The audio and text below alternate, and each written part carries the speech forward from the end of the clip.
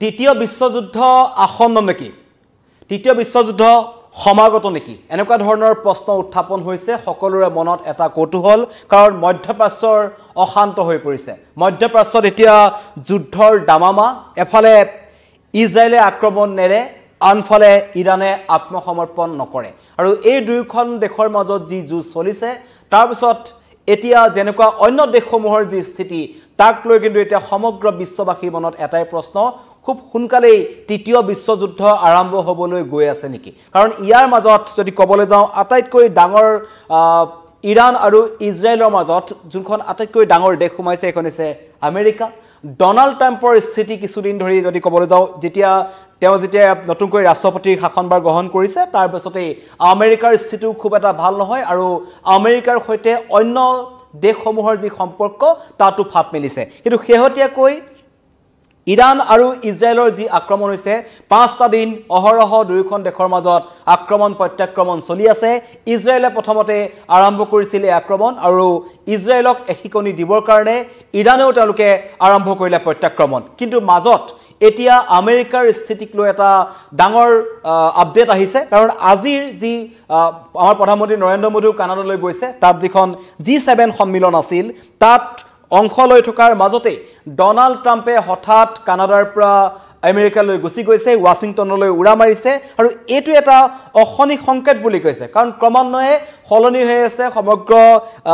সংঘাতৰ দৃশ্যপট ইজৰাইল ইৰাণৰ মাজতে এই যুদ্ধখন এতিয়া সীমাবদ্ধ হৈ থকা নাই ইয়াত আমেৰিকা আহিছে ইয়াত ফ্ৰান্সৰ প্ৰসংগ আহিছে ইয়াত চীনৰ প্ৰসংগ আহিছে আৰু আটাইতকৈ ডাঙৰ কথা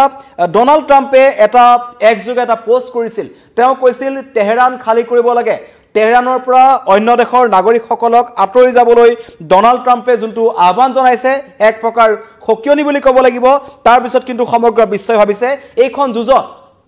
ইৰাণ আৰু ইজৰাইলৰ যুদ্ধত যদি প্ৰত্যক্ষভাৱে আমেৰিকা সোমাই পৰে তেন্তে তাৰ পৰাই তৃতীয় বিশ্বযুদ্ধৰ আৰম্ভ হ'ব আৰু আমেৰিকাৰ সুৰতে সুৰ মিলাইছে ফ্ৰান্সে লগতে যদি ক'বলৈ যাওঁ এই যুদ্ধখনৰ পিছতে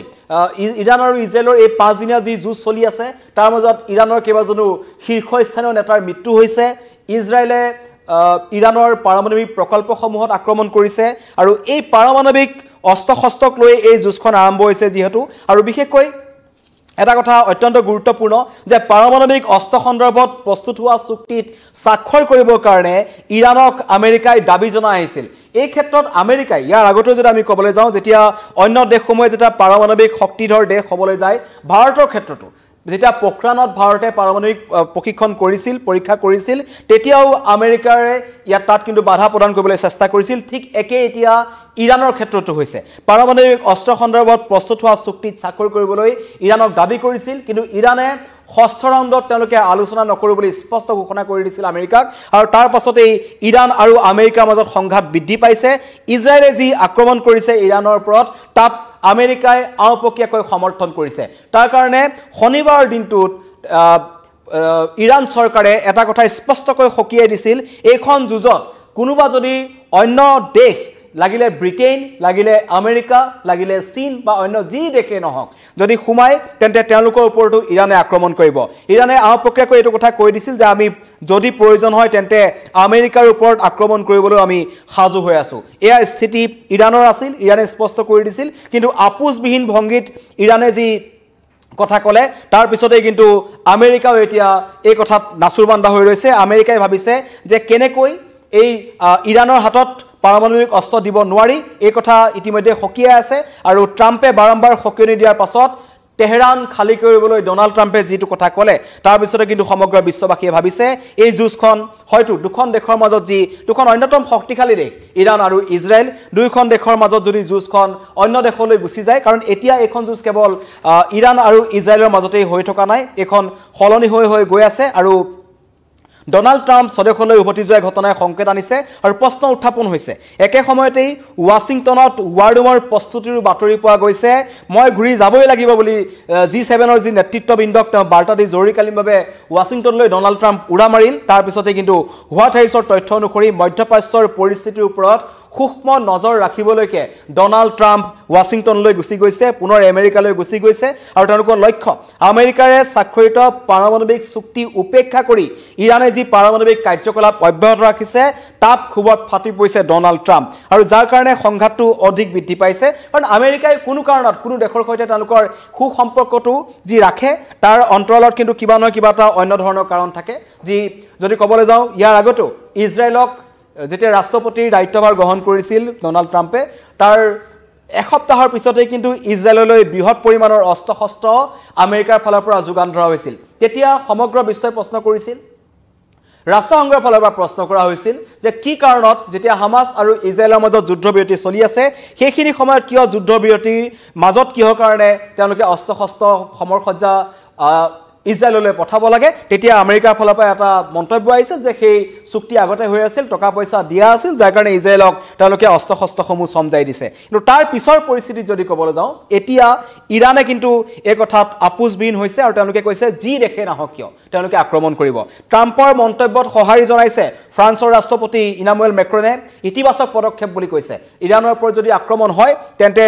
আমেৰিকাৰ সৈতে থাকিব আৰু চীনেও ইতিমধ্যেই আমেৰিকা ইজৰাইল চীনে তেহৰানৰ জনতাক চহৰ এৰিবলৈ আহ্বান জনাইছে ডনাল্ড ট্ৰাম্পে ভাৰতীয় নাগৰিকসকলৰ ক্ষেত্ৰতো কৈছে অন্য দেশৰ নাগৰিকসকলৰ ক্ষেত্ৰতো কৈছে তেওঁলোকে অতি শীঘ্ৰেই তাৰ পৰা আঁতৰি আহক কি কাৰণে আঁতৰি আহিবলৈ কৈছে সেইটো এটা ডাঙৰ প্ৰশ্ন আমেৰিকাই ৱাশ্বিংটনৰ পৰা ৱাৰ ৰুমত থাকি তেওঁলোকে যি ধৰণে আগতে আফগানিস্তান ইৰাক এইবোৰ দেশত তেওঁলোকে আক্ৰমণ কৰিলে সিৰিয়াত তেওঁলোকে আক্ৰমণ কৰিলে এতিয়াও মধ্যপ্ৰাচ্যৰ সিৰিয়াত তেওঁলোকৰ সশস্ত্ৰ বাহিনী আছে যাৰ কাৰণে ইৰাণে ইতিমধ্যে কৈছিল যে যিবোৰ বাহিৰৰ দেশৰ সেনাবাহিনী মধ্যপ্ৰাচ্যত আছেহি তেওঁলোকৰ সামৰিক ঘাটি আছে তেনে দেশসমূহে যদি কিবা কাৰণত ইৰাণ আৰু ইজৰাইলৰ যুঁজত ইজৰাইলক প্ৰত্যক্ষভাৱে সমৰ্থন কৰে তেন্তে তেওঁলোকৰ প্ৰতি আপোচবিহীনভাৱে তেওঁলোকক আক্ৰমণ কৰা হ'ব কোনো কাৰণত আমি হিট এণ্ড ৰান হৈ যাবলৈ নিদু মানে আক্ৰমণ কৰি গুচি যায় বা পলাই যাবলৈ দিয়া নহব প্ৰত্যেকখন ৰাষ্ট্ৰক আক্ৰমণ কৰা হ'ব এই কথা ইৰাণে কৈছিলে তাৰ পাছতে এতিয়া মাজ আকাশত তেল আবিবৰ ওপৰে বিমান আক্ৰমণৰ সাইৰেন বাজি উঠিছে তাৰ পিছত বিস্ফোৰণৰ শব্দ হৈছে আৰু ইৰাণৰ ক্ষেপণাস্ত্ৰই পুৱাৰ ভাগত পুনৰবাৰ লক্ষ্য কৰি লৈছে ইজৰাইলক দুইখন দেশে আক্ৰমণ প্ৰত্যাক্ৰমণ কৰি আছে আৰু পঞ্চমটো দিন অব্যাহত আছে শত্ৰুতা 5 দিন যুদ্ধ চলিছে ইৰাণৰ তৰফৰ পৰা জনোৱা হৈছে ইজৰাইলৰ আক্ৰমণত নিহতৰ সংখ্যা 224 জনলৈ বৃদ্ধি পাইছে 224 জন লোকৰ ইজৰাইলৰ আক্ৰমণত মৃত্যু হৈছে তাৰ ভিতৰত তেওঁলোকৰ দুজন শীৰ্ষ বিষয়া আছে যিজনৰ নাম হৈছে এজন আজি ইৰাণৰ যি নৱনিযুক্ত সেনাধ্যক্ষ আছিল আলী সাদমানি তেখেতৰ ইতিমধ্যে মৃত্যু হৈছে আজিৰ দিনটোত আৰু প্ৰথম দিনটোত মোহাম্মদ বাঘেৰিৰ মৃত্যু হৈছিল 5টা দিনত দুজন শীৰ্ষ সেনা বিষয়াৰ মৃত্যু হৈছে ইৰাণৰ লগতে 6জনকৈ পৰমাণু বিজ্ঞানীৰ মৃত্যু হৈছে যিকিজনে ইৰাণৰ পাৰমাণৱিক প্ৰকল্পত প্ৰত্যক্ষভাৱে তেওঁলোকে পৰীক্ষা নিৰীক্ষা কৰি আছিল কিন্তু তাৰ পিছতে ইৰাণে এতিয়া এটা কথা কৈছে যে আমাৰ ওপৰত যোনে আক্ৰমণ কৰিছিল তেওঁলোকক আক্ৰমণ কৰা হ'ব কিন্তু তাৰ মাজত আমেৰিকাৰ গতিবিধিয়ে সমগ্ৰ দৃশ্যপটটো সলনি কৰি পেলাইছে কিবা কাৰণত যদি আমেৰিকা আহে প্ৰত্যক্ষভাৱে যদি আমেৰিকা সোমাই পৰে তেন্তে আমেৰিকাৰ সমৰ্থনত ইয়াত চীন আৰু আমেৰিকাৰ মাজত আমি জানো এটা শত্ৰুতা আছে বাণিজ্যিক দিশৰ পৰা শত্ৰুতা আছে তেওঁলোকৰ মতানৈক্য নিমিলে কিন্তু এই ক্ষেত্ৰত মধ্যপ্ৰাচ্যত যিখন যুঁজ চলি আছে তাৰ কাৰণে কিন্তু চীন আমেৰিকা একলগ হৈছে যেটো কৰবাত নহয় কৰবাত এটা অখনি সংকেত আনিছে ইতিমধ্যে চীনৰ দুখনকৈ যুদ্ধ জাহাজে তেওঁলোকে কুচকাবাজ চলাইছে তেওঁলোকে ইতিমধ্যে এটো যুদ্ধ প্ৰস্তুতি বুলি কৈছে তেওঁলোকে কৈছে এটো এটা তেওঁলোকৰ সামৰিক প্ৰশিক্ষণ যেটো সামৰিক তেওঁলোকে যিবোৰ যুঁজ চলাই সেই যুঁজৰ এটা অন্যতম দিক বুলি কৈছে কিন্তু সমগ্ৰ বিশ্বই এতিয়া গম পাইছে যে যুঁজখন কোন দিশে গতি কৰিছে চীনে যুদ্ধ জাহাজৰ যুদ্ধাবাস কৰিছে আমেৰিকাই 4-5খনকৈ যুদ্ধ জাহাজ তেওঁলোকে ইতিমধ্যে মহাসাগৰ দেখিবলৈ পোৱা গৈছে আৰু তেওঁলোকৰ যি যুদ্ধ বিমান আছে ফাইটাৰ সমূহ আছে সেইসমূহৰ প্ৰশিক্ষণ কৰি আছে এয়া তৃতীয় বিশ্বযুদ্ধৰ আগজাননী নেকি আৰু মধ্যপ্ৰাচ্যৰ প্ৰায় তৃতীয় বিশ্বযুদ্ধৰ আগজাননী পোৱা গৈছিল ইয়াৰ আগতো যিসমূহ ৰাজনৈতিক বিশেষজ্ঞ আছে তেওঁলোকৰ এটা কথা আছিল তেওঁলোকে এটা কথা স্পষ্টভাৱে কৈছিল বিগত 10-15 বছৰৰ ফালৰ আগৰ পৰা মধ্যপ্ৰাচ্যত যেনেকুৱা ধৰণৰ খামখেয়ালি চলি আছে এইখন দেশে সিখন দেশৰ লগত কাজিয়া কৰিছে সেইওটকে আমি ইজৰাইল আৰু হামাসৰ যিখন যুঁজ দেখিলো সেই যুঁজখনৰ ক্ষেত্ৰৰ ফালৰ পৰা আশংকা কৰা হৈছিল যে এই যুঁজ হিপাব আৰু এই যুঁজে আগলৈ গৈ তৃতীয় বিশ্বযুদ্ধৰ আৰম্ভণি কৰিব পাৰে এতিয়া প্ৰত্যক্ষভাৱে যদি আমেৰিকা কিবা কাৰণত ইয়াত সোমাই পৰে আৰু সকলোৱে এটা কথা জানিছে G7 অন্যতম এখন গুৰুত্বপূৰ্ণ এখন সন্মিলন বিশ্বৰ বিভিন্ন ডাঙৰ ডাঙৰ বিষয়ৰ ওপৰত এই G7 সন্মিলনত আলোচনা কৰা হয় সেই অত্যন্ত গুৰুত্বপূৰ্ণ সন্মিলনখন এৰি কি কাৰণত বিশ্বৰ অন্যতম শক্তিশালী আটাইতকৈ শক্তিশালী দেশ আমেৰিকাৰ ৰাষ্ট্ৰপতিয়ে হঠাৎ ৱাশ্বিংটনলৈ উৰা মাৰিছে আৰু উৰা মৰাৰ আগে আগে তেওঁ অত্যন্ত এটা গুৰুত্বপূৰ্ণ মন্তব্য কৰিছে তেওঁ কৈছে মই যোৱাটো অত্যন্ত প্ৰয়োজনীয় মই যাবই লাগিব এই বুলি কৈ তেওঁ G7ৰ নেতৃত্বৰ পৰা বিদায় লৈছে যিটো যুদ্ধৰ প্ৰস্তুতি বুলি আশংকা কৰা হৈছে ভবা হৈছে ৱাশ্বিংটনলৈ গৈ আমেৰিকাৰ যি শীৰ্ষ সেনা বিষয়া আছে বা আমেৰিকাৰ সেনা বাহিনীৰ সৈতে আলোচনা কৰি হয়তো ইৰানক আক্ৰমণ কৰাৰ পৰিকল্পনা আমেৰিকাই কৰিব পাৰে ইতিমধ্যেই সিৰিয়া এইবোৰ অঞ্চলত আমেৰিকাৰ সেনা বাহিনী আছেই মধ্যপ্ৰাচ্যত নাটো আছে নাটোৰ সেনা বাহিনী আছে আমেৰিকাৰ সেনা বাহিনী আছে আৰু 5টা দিন যেহেতু অতিক্ৰম কৰিছে যুদ্ধখন বন্ধ হোৱাৰ নাম লোৱা নাই মই ইতিমধ্যে কৈছো ইজৰাইলে আক্ৰমণ নেৰে আৰু ইৰানে আত্মসমৰ্পণ নকৰে আৰু দুই ৰাষ্ট্ৰৰ মধ্যপ্ৰাচ্যত গৰ্জন শুনিবলৈ পোৱা গৈছে মধ্যপ্ৰাচ্যত এতিয়া যুদ্ধৰ দামামা আৰু এতিয়া ইৰান ইজৰাইলৰ যুদ্ধখন ক্ৰমে বিশ্বৰ ইখনৰ পিছত সিখন দেশলৈ বিয়পিবলৈ ধৰিছে ভাৰতৰ ফালৰ পৰা ইতিমধ্যে স্থিতি স্পষ্ট কৰা হৈছে ভাৰতে কৈছে আমি যুদ্ধৰ সমৰ্থনত নাই কিন্তু ভাৰতৰ এই স্থিতিক এতিয়া এটা যি আগৰ যেনেকুৱা ধৰণৰ আমি দেখাবলৈ পোৱা গৈছিল ইজৰাইল ৰাছিয়া আৰু ইউক্ৰেইনৰ যেটা যুদ্ধ হৈছিল তেতিয়া ভাৰতৰ স্থিতি কোনো এখন দেশৰ ফালে নাছিল এটা কূটনৈতিক সিদ্ধান্ত গ্ৰহণ কৰিছিল অত্যন্ত সালে বেৰে কুবাই ভাৰতে এটা সিদ্ধান্ত গ্ৰহণ কৰিছিল কিন্তু এতিয়া যদিহে তৃতীয় বিশ্বযুদ্ধ আৰম্ভ হয় আমেৰিকাৰ প্ৰত্যক্ষ যদি ইয়াত সংঘাত আৰম্ভ হয় ইৰানৰ সৈতে তেন্তে এখন যুদ্ধ হ'বলৈ গৈ আছে তেতিয়া কিন্তু এতিয়া আজিৰ দিনটোটো কেবাখনো দেখে এই ইৰান আৰু ইজৰাইলৰ মাজত যুদ্ধবিৰতি হ'ব লাগে বুলি কৈছে তেওঁলোকে এটা কথা কৈ আছে যে এই যুদ্ধ বন্ধ হওক কাৰণ হাজাৰ হাজাৰ লোকৰ মৃত্যু হ'ব হেতু কোনোৱে নিবিচাৰে ইতিমধ্যে মই কৈছো যে 224 জন লোকৰ ইজৰাইলৰ আক্ৰমণত নিহত হোৱাৰ খবৰ আহিছে কেৱল ইৰানত এটো এটা চৰকাৰী তথ্য ইৰানৰ আক্ৰমণত ইজৰাইলত কিমান লোকৰ মৃত্যু হৈছে হেতু কথা ইতিমধ্যে কিন্তু ইজৰাইলে স্পষ্ট কৰা নাই কিন্তু যুদ্ধ 5 দিনীয়া হৈ গৈছে তাৰ মাজত ডোনাল্ড ট্ৰাম্প ৱাশ্বিংটনলৈ উৰা মাৰিছে তেওঁৰ লক্ষ্য হয়তো অন্য থাকিব পাৰে তেওঁলোকে ইৰানক এখিকনি দিবলৈ চেষ্টা কৰিব পাৰে কিন্তু এতিয়া সাইৰেন বাজিছে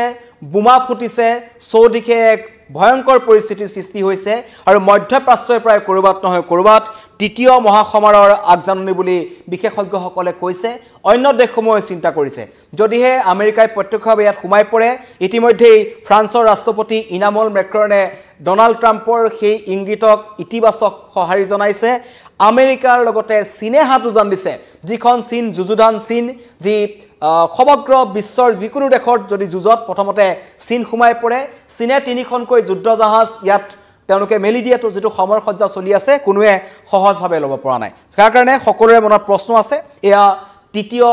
বিশ্বযুদ্ধৰ আগজাননী নেকি যদিহে ইৰান ইজৰাইলৰ যুদ্ধ অব্যাহত থাকে আজি নিখাৰ ভাগলৈ ডোনাল্ড ট্ৰাম্পৰ ফালৰ পৰা কি স্থিতি আহে সেইটো অত্যন্ত গুৰুত্বপূৰ্ণ হ'ব কিন্তু তেহৰান খালি কৰক সাধাৰণ নাগৰিকে তেহৰান খালি কৰক যেটো চীন আৰু আমেৰিকাই কৈছে তাৰ পৰা এটা কথা গম পোৱা যায় যে ইৰানৰ ওপৰত হয়তো আমেৰিকাই ঘাট লগাই আক্ৰমণ কৰিবলৈ গৈ আছে ধন্যবাদ